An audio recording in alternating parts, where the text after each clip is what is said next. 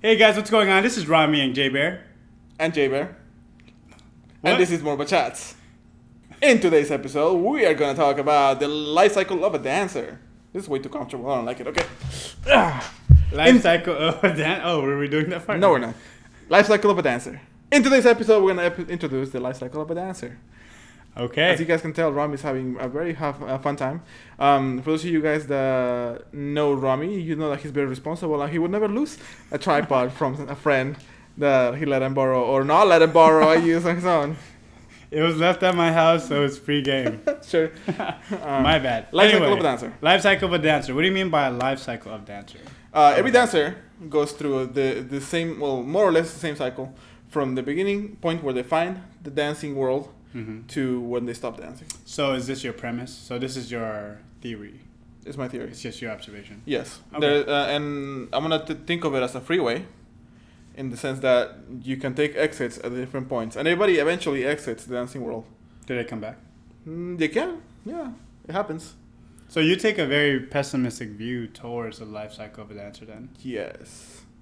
Because ultimately, in the end, even if you continue on the freeway, someday you're going to die. And then you stop dancing. I Correct? didn't even get Correct? to that point. Exactly. So, All right, you fatalistic, fatalistic mind.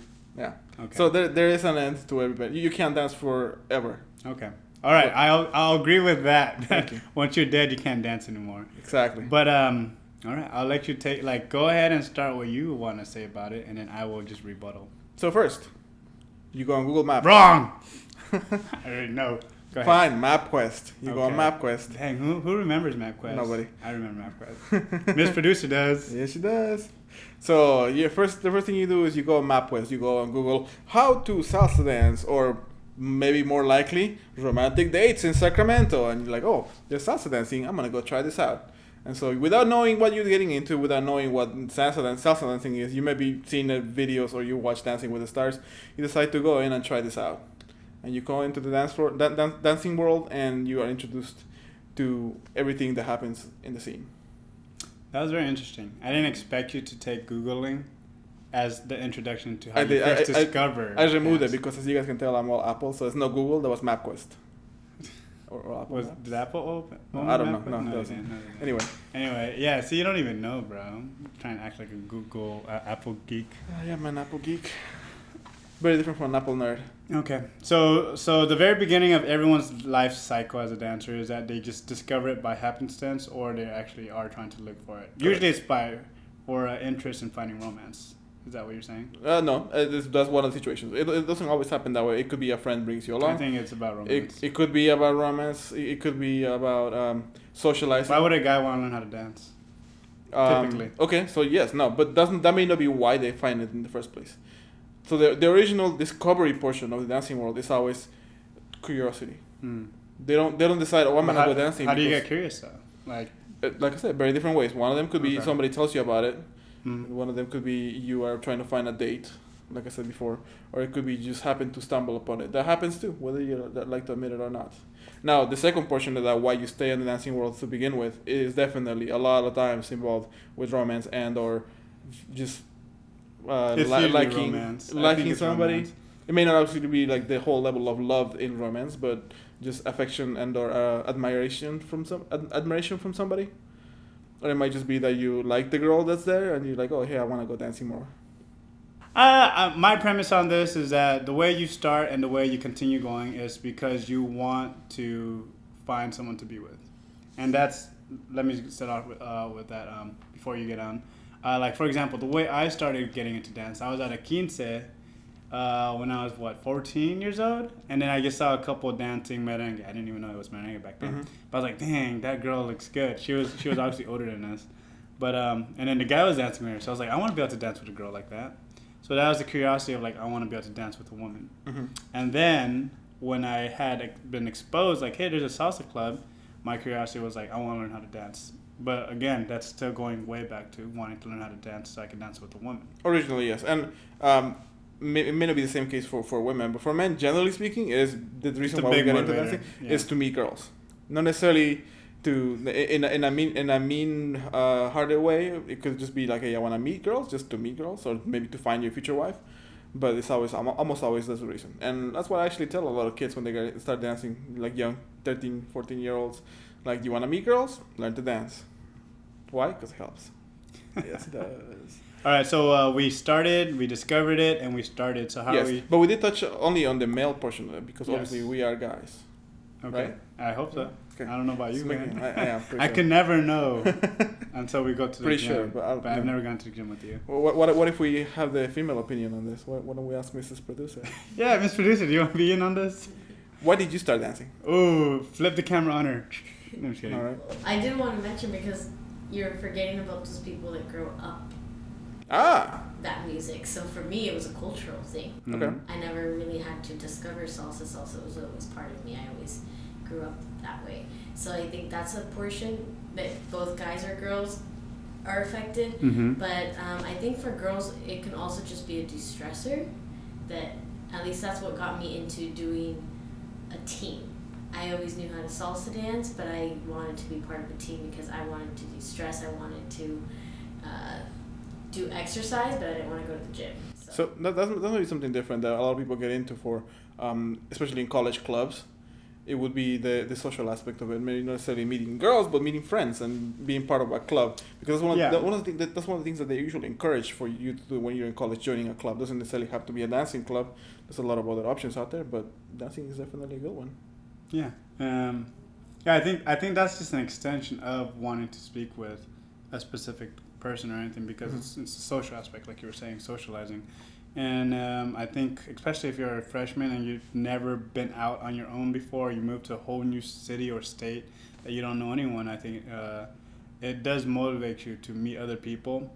And it kind of breaks you out of your bubble because you're not, like, for example, me, I wasn't used to being in such a close proximity with a woman until that time. Even now, like, I don't go past 2 8 counts with being in close position with a woman. Just because I guess I don't know. There's that space that's needed, unless she's my woman, and I'm her man. You know, it's a lot different. Sure. Okay. Definitely. All right, hold on. Uh, This is going really weird. I don't know why it's kind of weird to you. It's a great conversation. I think because like we started touching on on romance, and I'm like, I don't want to talk about romance. Other personal life. I think that the other thing that I want to touch on, what that Miss Producer said, if you guys didn't hear, she was saying that she grew up dancing, and she had the whole culture already embedded into her lifestyle. And for me, it was somewhat similar. We did have, obviously, living in a Latin country. Mm-hmm. We grew up with all the same kind of music, salsa, bachata, merengue. Actually, not bachata all that much, but salsa for sure, and cumbia, definitely. God, I hate cumbia for that reason. And the thing for me was that when I left my home country and I moved here, I didn't have that Latino outlet. And for those of you guys that actually know me, I'm very whitewashed in a lot of aspects of my life. And that was one of those ways to like bring it back and having that touch of the Latino world still be part of me without really going all the way back to being Latino. I don't. You can't relate. I cannot relate to either one of what you guys are saying. But you are kind of Mexican. Well, the part that I was gonna say is that I grew up culturally because like I was from LA. You hear all this music all the time anyway. You go to Quintas. That's how I first discovered it. For years and years and years. So you see it, you're exposed to it. Like even my high school culture night was pretty much merengue night, you know, for the Latinos. And then whenever we want to get the black kids in, we go back to regular hip hop. And then like, all right, let's get all the Mexicans back in here. And then we play merengue and cumbia again. And I was like, what about the Filipinos? But we could dance with anything, so we worked it anyway. You just played outcast. We're popular with both sides of the world. But like to me, that's the cultural aspect of mine. Is that I may not have grown with it with family, but because I've seen people dancing, like just seeing a dance where there's 2 people together automatically makes me think there's a significant other dancing with each other. Yeah, no. That's not the culture that I grew up with, and I'm sure. I'm not saying that my culture is right than yours. Like how certain words I'm not allowed to say with my culture. Are we gonna have the conversation? No, we're not gonna have that conversation. But let's move on. All right, so we discovered it. We got into it. Now, are we staying in it? The next life cycle step is always falling in love. Well, not always. I'm gonna say the next step is getting addicted to it. Okay. Or before you get addicted to it, maybe it's not your thing. You take the first exit. I agree with that. It's like you're like, this is. Like, this, it was I don't cool, have enough time to do this. I gotta focus on some work people or are actually whatever. responsible and like study and do schoolwork and Or they have other cooler hobbies. You know, like maybe. I don't know, go to concerts or something. I was gonna say something completely never mind. I'm not gonna say it. Okay. It wasn't even bad. No, No, it wasn't even. I'm pretty sure it was pretty bad. It wasn't. Okay. But yes, the next life cycle step is you fall in love with it, Mm-hmm. and that happens to probably about half of the people that start dancing, maybe. I think if you came like for a third time, Mm-hmm. then like the bugs are a bit in you, and you're gonna get in on it hard. Yes, and at that point, I actually meet a lot of people that are in that world. They're like, "Oh my God, I'm starting really getting into it," and I warn them. I say, "Okay, be careful. This is gonna take over your entire life from here on out. You're spending a lot of money on this thing. You're spending a lot of time dancing, and you're gonna forget all your friends that you have up until now. Either you're gonna bring them into the dancing world, or you're gonna completely let them go, and they're gonna go on their own, and you're gonna have a completely new group of friends." That's true. Because that is the next life. Well, mine was a little different though, cause like, all right, so coming from out of city, new city, all the friends I made were either with Salsa Loca or Unique Programs, Mm-hmm. and they all kind of mix at some points. Like 2 or 3 of them. Yeah. And like I said, so you So brought like, it. I guess I didn't have that past Other group of friends. because they were all in LA. Mhm. So I was like, I wasn't gonna see them anyway. But how many of your Salsa Loca friends you still talk to? Well, you're also the non-dancing friend. I met you first at the non-Salsa Loca event. But I brought you into my world. No, you Boom, introduced me son! to it. You introduced me to it, and then I was like, "Yo, teach me." And then you didn't teach me anything, so I went to the ladies, and they taught me, and they were intimidating because when you're a leader and you don't know nothing, like it's beginner's hell. But that's a different conversation because you can't think of anything. You're like, I don't know how to do the move, and you're overthinking of it, and you're like, oh, she's too good. She don't want to dance with me again. And if you dance with someone who's not that good, she doesn't know how to dance with you anyway. And you're like, man, I can't dance either way. Weird. I've just got way off. I don't know what that's like because I've always been good. So yeah, sure. Dancing with your sister all the time, man. uh-huh. There's a lot of just snide remarks in there. It is. I might have to do a lot of cutting on this one. All right, so we got it. Like, all right, if you didn't first take, blah blah blah. You fall in love. You fall in love. You get addicted, and you're now in the world, and you're hooked. And at this point, you're gonna keep doing it and doing it more and more and more. There's no going back out of there. You're gonna find the time to spend dancing maybe 3 times in average, 3 times a week, to maybe sometimes 5 or 6 times a week. And if you're not already doing that, you're looking at the next best thing, which is a dance team. Correct. So before you do that, you may take an exit because life happens. You may find a significant other. You may get married. You may get somebody pregnant or get pregnant yourself. Or you may actually be responsible and go to school and do homework. And you don't always have to go to school. You could have a job. You know? Or be responsible and decide, you know what, this was a fun hobby, but now I have to be an adult. I feel like we should make what are those, like a Pinterest like tree log thing of how the progression is, a timeline, with the little branches that stick out. You know what I'm talking about? Yeah, definitely. You have fun doing that. No, you should do it. You're the Artie one, Artie one. Artie? Yeah, Artie. Yeah, you're Artie. Miss you, Artie. Hi, Artie. How are you? Yeah, you should do that. Though, yeah, no. I think people would enjoy that because it's a visual thing. Because when we're saying it right now, it feels like we're going all over the place, but that's really how it is. In our heads, it makes sense. Yeah, because we see the imaginary diagram right now, and so you should make an actual physical diagram that people could see, possibly on Instagram. Yeah, because I totally have all the time to do that. You have all the time. Anyways. Like, everyone has enough time. You just gotta choose the time. Miss Producer is I've been trying to wrap this conversation up for the last 10 minutes. No, maybe 5 She's minutes. pissed off with us. We're just going nonstop. So you get addicted, you get hooked, you are in the dancing world, and now, like you said, the next thing after that, you usually end up joining a team. Mm-hmm. Because you've been dancing so much and you've learned everything you can from the social dancing world and the group classes and maybe the studio classes that you've been taking, and you decide, I want to improve, and I want to show off all my skills that I just learned. Boom, comes a dance team, and you decide, oh, wow, this is fun. And that's a completely different scenario where you, at that point, have a whole new group of friends that are all in the same ordeal that you are, that are all going through the same challenges of learning a new routine and going through a routine and performing. You bond that way. It's like being on if you ever did team. sports. Yeah, it's like you bond through all the struggles, through all the crap. The number of times you guys fall over on the floor, crack heads, drop someone, get dropped. And then when you travel together, I think that's such a big bonding experience. It is. And especially if you go to festivals, you're like usually you just want even more. When's the next festival? When's the next festival? When's the next And big one? that's the next thing that happens is you visit a festival and you decide, oh wow, this is a whole new world that I didn't know I was that I was out there that I couldn't find, and you realize that you can learn so much more and dance with so much more people, and your world expands, and you meet people from all over the world. Sometimes, usually within the communities that you're in, but still a little bit bigger than. And usually, this is where real romance, has either happened or is about to end. Do you want to tell us about your personal experience? I'm not gonna tell you about my personal experience. That's private. Your personal festival experience? No, thank you. I'm good, but I'm just being real with the people. Kinda. It can happen. You also insert into the situation the fact that you can drink as much as you want without having to drive home because you're in a hotel. And alcohol and dancing don't really mix all that well together because you end up making bad decisions and yay, romance happens. I didn't really expect you to take it that way, and that's not real romance. But it's not real romance, but that does happen. No, but I'm talking about like, because you're with a team and you see with each other all the time. Most people in the same team end up dating each other. No. You've seen enough of those. I've seen some of that. Not a lot. And then also, if you're not on a team, like if you're always going with the same group of friends to go dancing, because you're always spending so much time, even late at night, where you're de-stressing, letting loose, you're allowing yourself to be comfortable with all these other people, and usually something happens there too. It can. So if you're on a team, what happens if you break up the romance?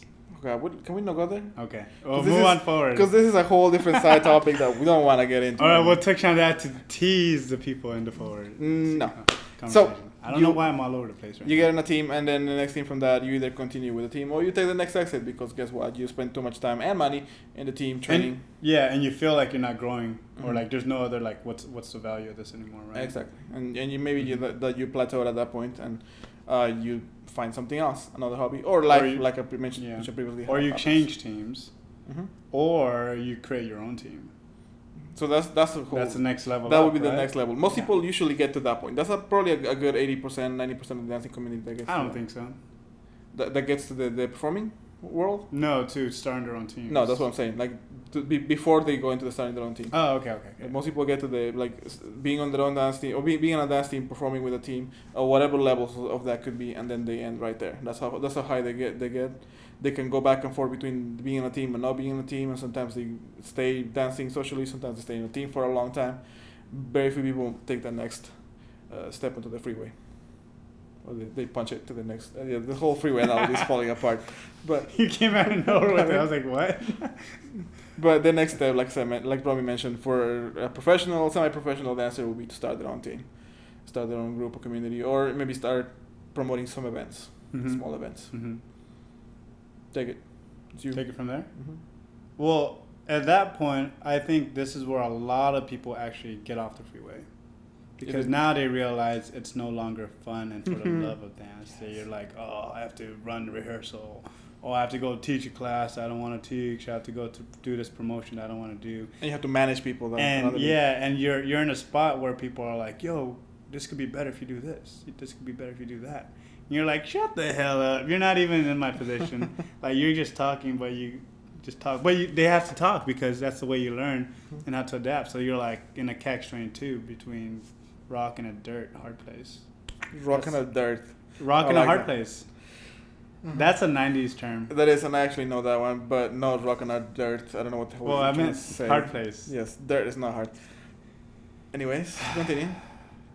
The punchline was, it becomes work, and that's where like I would say like 85% of the people who took it to a level of being a dance instructor or promoter or whatever, that's where 85% of them drop out. That's true. Yep. And that's like I said, 90% of the people actually get to that point. 90% of the people, 10% of the people from there move on to the instructor, and only 10% of the people from there move on to the next level, which is the sage level of a dancer. Yes, I'm using that terminology. What do you mean by sage? The wizened old, experienced dancer that thinks they know everything, and you mean they become a sage? Okay. So that you think you know everything about the dancing world. You've experienced a lot of different things. You've done your own events and your own dance teams and your own promotions. You've danced at several different festivals, and yes, we consider ourselves sages. I don't consider myself a sage. I consider myself a vagabond. Vagabond. Yeah. Do you know what that is? I do know what that is. What is it? Vagabundo. What the hell is It's a Spanish translation of vagabond. So that is the next level, and from then on, they all become very best friends, and some people get married in that group, right? Not really. I think most people get married in the group before that. In the dancers group, the performers group, and the one after that, the dance instructors and choreographers and team directors group. Okay, I'm gonna take 2 steps back. So, how many people do you think from all of the originals when you first started get over to the level of being a sage? 1%. 1%? That's Even. pretty generous. Yeah, I thought that's pretty high. That's just because I can't go anything lower than 1%. 0.25%. That's technically still lower than 1%. That's what I'm saying. So what is a sage though? Like I feel like we've kind of touched around it, but we don't really know. Okay, I would say a sage is somebody that has a lot of experience in the dancing community, and somebody that can, in a heartbeat, determine whether an event is going to be successful or not. And they know they have a lot of experience, and they've done this so many times that they can always be counted on for support and questions. Like when you're on an event, somebody comes and, hey, I'm doing this thing, what do you think? So you become an advisor at that point. And maybe you stop promoting as much and you kind of become the senior partner in some of these things where you're just helping out more than doing the hard, heavy lifting. And, like I said, it's like about 1%, maybe 0.1% of the community that gets to the level. And between them, a lot of them, from there's maybe a 0.1% of people that actually do that for a life career and for the rest of their lives. The rest of them eventually get out and do something else. Get off the freeway and find another way to live life and support a family if they're starting one, right? Yep. And that's what usually happens. The inevitable thing about a good percentage of the dancers is that most people want to get married, have kids, and have a life and live the American dream. I like it. I don't. Close us out. So, that is in a nutshell the freeway of a dancer. So don't be afraid to get on. Know how far you can take it, how far you want to go. Know that there are exits, but as he mentioned in the very beginning, it's you always can always right come back in. To get back on the freeway. Mm-hmm. Yeah. Doesn't matter how long you've been out of the dancing. The wonderful thing about the dance community is that age is not an issue. You can be 15 years old, 16 years old, and start dancing, and we'll appreciate and support you, depending on the situation. If you're going out drinking and partying, maybe not so much. You can be 18, 19, just getting into the college world, which is when most people start. You could be 50 years old, 60 years old, and you can still be a wonderful dancer and beloved by the community. So that's the life cycle of a dancer in a nutshell. Have fun, enjoy it. Hope you enjoyed the show. And stay classy, Sacramento. I had to say something in the end.